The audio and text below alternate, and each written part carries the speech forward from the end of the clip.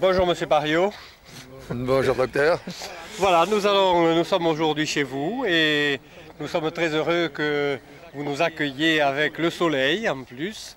On voudrait un tout petit peu savoir comment vous êtes venu à votre collection et ce que vous avez fait jusqu'à aujourd'hui. Je pense que pour tous les collectionneurs, le cheminement est à peu près le même. Il y a une sorte de prédestination. Je me suis toujours intéressé au monde végétal. Et puis il y a des circonstances fortuites qui font qu'un jour on plonge là-dedans. Je me souviens que dans ma jeunesse, on avait un gros pied d'échinopsis qui était cultivé en dépit du bon sens parce qu'on ne connaissait rien. Et cela a duré assez longtemps. Et puis un jour, à la faculté, des étudiants qui faisaient une thèse de 3e cycle avaient amené quelques cactus sur la fenêtre parce qu'ils aimaient ça. Je me suis un peu amusé, sinon moqué d'eux. Il y avait M. Georges et Jacques Verneau. Et puis on a parlé de cactus. Alors j'ai appris qu'il y avait la collection de M. Saint-Pie. Je suis allé voir la collection de Saint-Pie, on a sympathisé. J'ai appris qu'il y avait des fournisseurs de graines, j'ai écrit un jour à Corrèze. D'un autre côté, mon fils s'était intéressé aussi à quelques cactus, il en avait orné son bureau, mais enfin c'était resté limité. Encore qu'un jour, en revenant d'Espagne, il m'a ramené quelques pots. Et là encore, les circonstances sont devenues favorables parce que les grandes surfaces ont exposé beaucoup de cactus. Il y a une douzaine d'années, il y avait partout des cactus, même chez les marchands de matériel de bricolage. Et alors, je me suis amusé à jouer sur la diversité des formes. Et puis ensuite, je suis devenu plus amoureux des aiguillons. Alors, ça a été la période où j'ai voulu avoir un petit peu tous les types d'aiguillons, y compris des formes à aiguillons blancs. J'aimais beaucoup ça. Et puis j'ai eu mes premières fleurs. Alors là, ça a été évidemment un choc. J'ai commencé vraiment à m'y intéresser. Et parmi tous ceux qui ont fleuri, les rébussia et groupes voisins m'ont donné le plus de satisfaction parce que les rébussia sont des plantes de petite taille, ils sont de taille modeste, mais surtout ils fleurissent facilement. Enfin, chez moi, ils fleurissaient facilement. Ils ont des floraisons très abondantes et multiples par vagues successives et finalement c'est le groupe que j'ai adopté. Alors maintenant je dirais presque que les autres m'encombrent parce que j'ai essayé d'avoir tous les rébussia qu'il était possible d'avoir. Comme la plupart d'entre nous, M. Pariot a commencé sa collection par un échinopsis. L'on pourrait dire que c'est la plante qui nous fait aimer les cactacées. Ensuite vient l'inséparable Echinocactus grusoni, présent dans toutes les collections. Puis l'on se dirige vers l'Echinoxereus pectinatus. Actuellement, les plantes préférées de M. Pariot sont les rébussia. Ces plantes sont très attrayantes et très belles par leur floraison. Mais la rigueur scientifique de notre hôte, son désir de se spécialiser dans ce genre, lui ont fait découvrir le dédale de la classification, comme ce rébussia crensiana aux fleurs jaunes, oranges, rouges et d'autres teintes intermédiaires.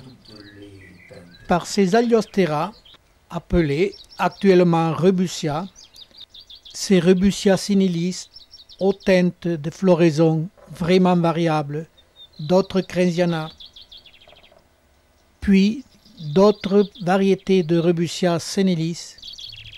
Difficile de se retrouver dans toute cette classification, cette dénomination. Il essaye, tant bien que mal, d'y voir un peu plus clair.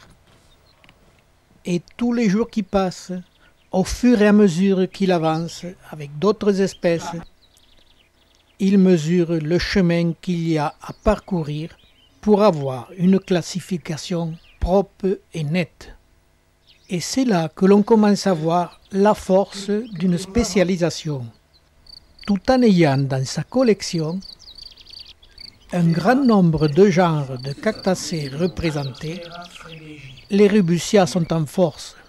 Au fil des années, il est en train d'acquérir une sérieuse connaissance sur ces espèces, dont nous espérons qu'il nous en fera profiter.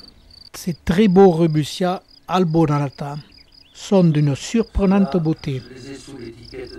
En visitant une collection spécialisée, l'on voit tout de suite l'avantage qu'il y a d'opérer de cette façon-là.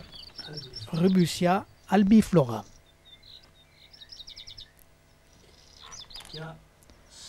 Rubussia espinosa.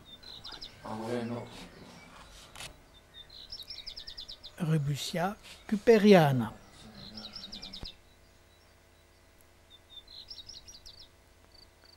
L'on voit, par le peu de différence qu'il y a entre chaque espèce, que la classification est difficile.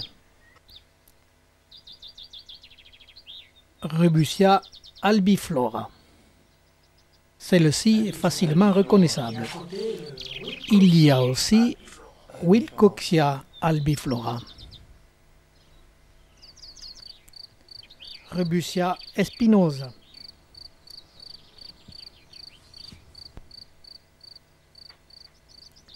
Rubussia cooperiana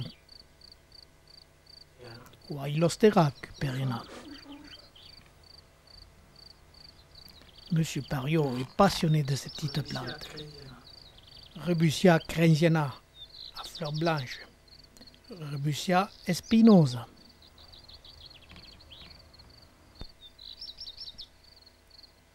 Rubussia violaciflora.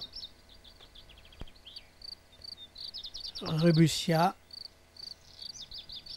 Montfoilei et Rubussia aigrea.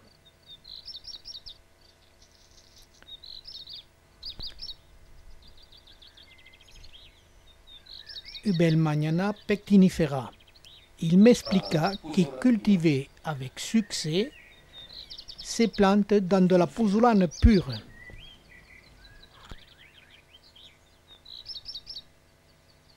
Il semblerait qu'elle demande très peu de nourriture. Obregonia denegri. Ces plantes demandent peu d'ensoleillement. Tricocolon 6000. Astecium riteri. Turbinicarpus lophophoroides.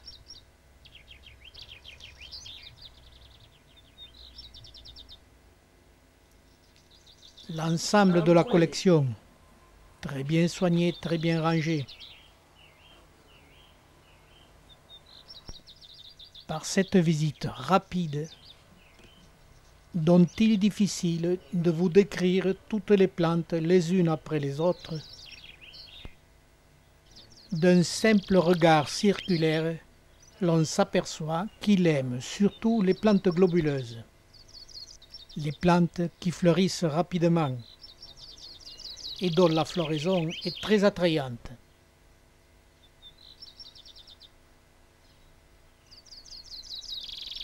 Un groupe d'astrophytomes, quelques cleitocactus, des lobivias,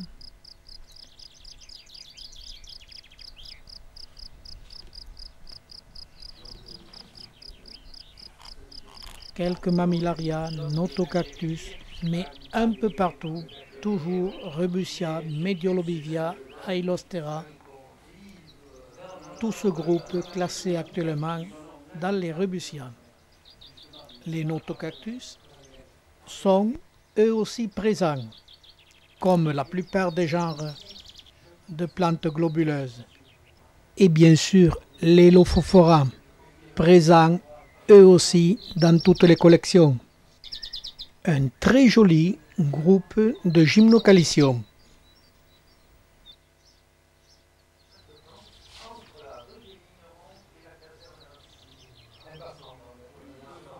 Collection assez importante. Sulcorubussia en fleurs.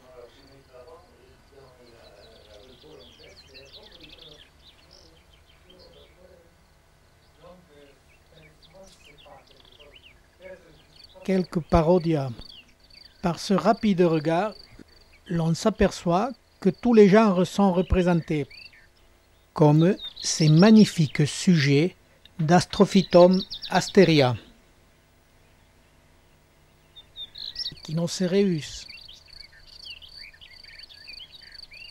Parodia et le Mammillaria carmenea, dont il possède quelques très beaux exemplaires. Et l'on voit qu'ils sont de différentes teintes suivant la plante.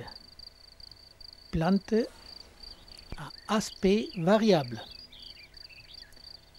aux aiguillons plus foncés les uns que les autres.